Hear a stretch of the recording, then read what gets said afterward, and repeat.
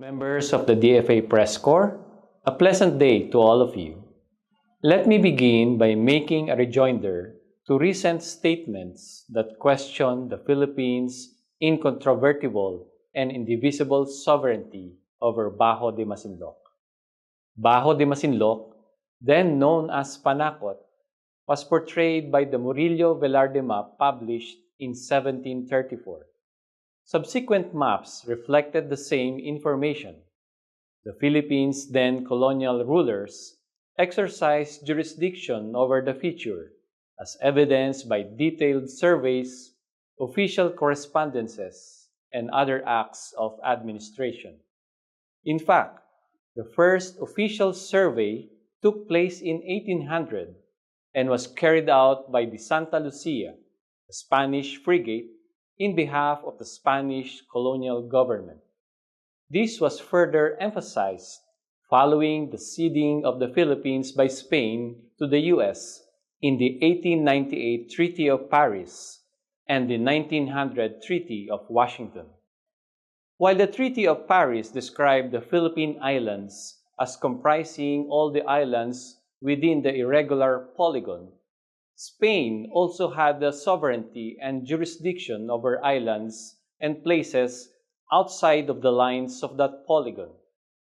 These islands and places were clarified to have also been transferred to the United States under the terms of the Treaty of Washington. Following the birth of the Republic of the Philippines, Bajo de Masinloc continued to be subject of Philippine sovereignty and jurisdiction. This included the 1963 discovery and disassembly of a smuggler's base by the Philippine Navy and the subsequent declaration of the shoal as a target and bombing range of the armed forces of the Philippines. All these exercises of sovereignty were uninterrupted and conducted peacefully and openly, without protest from any country, until as late as 1997, when NAMRIA conducted a GPS survey of the shoal as part of its effort to identify points to be used to create the archipelagic baseline system under UNCLOS. The Philippines, through the DFA, has since continued to firmly protest and challenge the illegal assertion of sovereignty by other states over the feature, especially following China's unlawful actions in 2012 when they illegally took over and occupied Bajo de Masinloc as a response to the Philippines' lawful arrest of poachers in the area. Ladies and gentlemen, the department also informs the public that it has held talks with Chinese Foreign Ministry counterparts in Beijing on 27 to 28 February 2026. Both sides had an open and candid exchange of views on prevailing bilateral concerns, including in the maritime domain, and explored possible areas of mutually beneficial cooperation. These recent meetings are yet another demonstration of the department's unwavering commitment to protecting national interests. This is consistent with the second core dynamic of maritime statecraft, the proactive effort to keep bilateral and regional channels open. This shows our commitment to managing the situation at sea peacefully, further reflected by our mandate to assert and uphold Philippine interests while also seeking common ground where possible. One good example of the department's efforts in this regard is the provisional understanding on the rotation and resupply mission to the BRP Sierra Madre. The provisional understanding is a set of principles and approaches observed by both sides in order to avoid misunderstanding and miscalculation in the conduct of the Philippines' routine rotation and resupply missions in the BRP Sierra Madre in Ayungin Shoal.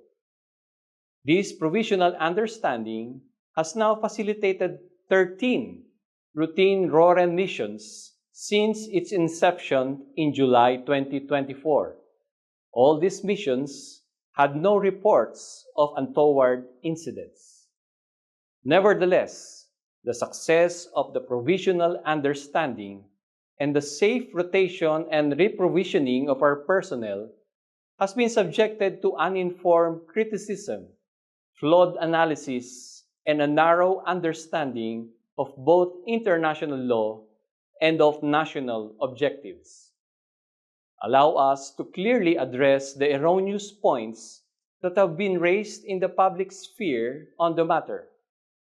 First, there have been mistaken attempts at equating the provisional understanding with provisional arrangements under UNCLOS. To be clear, the provisional understanding is not, nor has ever been, a provisional arrangement under Articles 74.3 and 83 of UNCLOS. Rather, it is an understanding between the Philippines and China with the aim of conflict prevention and conflict avoidance, which is well contemplated in international law and not just in UNCLOS.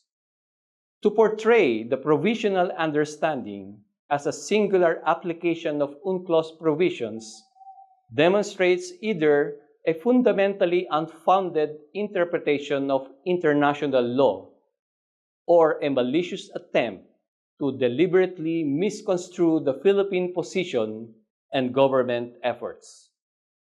Second, it is a basic principle of governance and international relations that states have the prerogative to ensure the confidentiality of documents involving matters of great importance, particularly national security and international relations.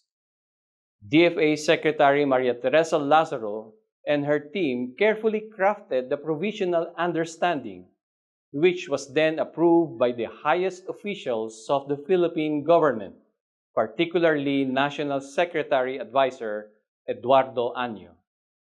Indeed, where the country is looking to secure the safety and welfare of Philippine personnel with the active participation of all national security agencies, the Philippine government must exercise maximum discipline and focus with minimum diversion and interference.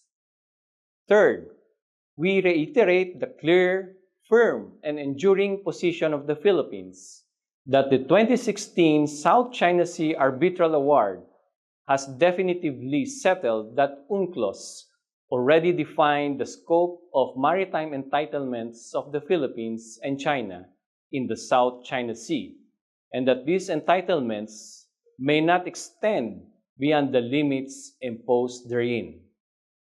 There are no valid overlapping maritime claims between the Philippines and China in the West Philippine Sea, and the historic rights derived from the so-called Nine-Dash Line are without legal effect.